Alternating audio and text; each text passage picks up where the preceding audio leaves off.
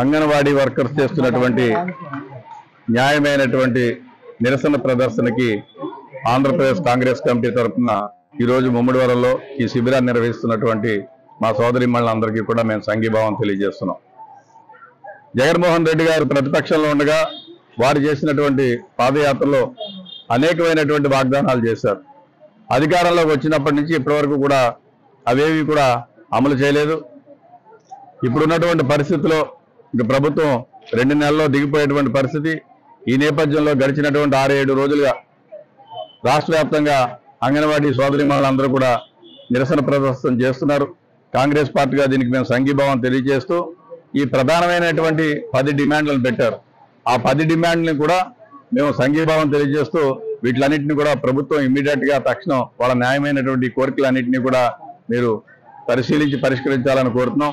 దీంట్లో ప్రధానమైనటువంటిది కాంగ్రెస్ ప్రభుత్వం తెలంగాణలో వచ్చిన వారం రోజుల్లోనే అంగన్వాడీలకు సంబంధించిన సమస్యను పరిష్కరించే దిశగా మా ముఖ్యమంత్రి గారు మా ప్రభుత్వం నిర్ణయం తీసుకోవడం జరిగింది. జరుగుతున్నటువంటి సమావేశాల్లో దానికి సంబంధించినటువంటి అనౌన్స్మెంట్స్ బిల్లుల రూపకల్పన కూడా చేసింది.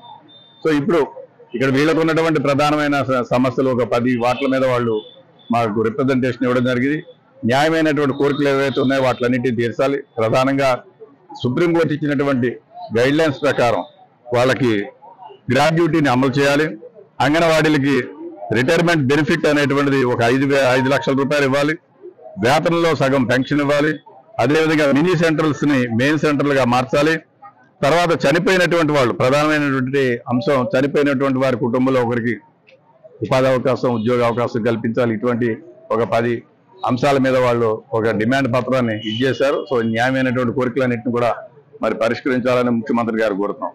ఎంతసేపు అదానీలు అంబానీలకి దోచిపెట్టడం కాకుండా ప్రభుత్వం అనేటువంటిది ప్రజా సంక్షేమం కోసం మన కోసం మన ప్రభుత్వ నిర్మాణంలో మన జాతి నిర్మాణంలో మన కోసం పనిచేసేటువంటి సోదరిమణులు అంగన్వాడీ ఉదయం నుంచి రాత్రి వరకు ఈ సమాజంలో వాళ్ళు పడేటువంటి కష్టాన్ని తప్పనిసరిగా గుర్తించి సానుకూలంగా స్పందించాలని భావిస్తూ ఆంధ్రప్రదేశ్ కాంగ్రెస్ కమిటీ తరఫున త్వరలో జరగబోయేటువంటి ఈ శాసనసభ ఎన్నికల్లో మేము కూడా దీన్ని మా ఎన్నికల మేనిఫెస్టోలో పెడతాం.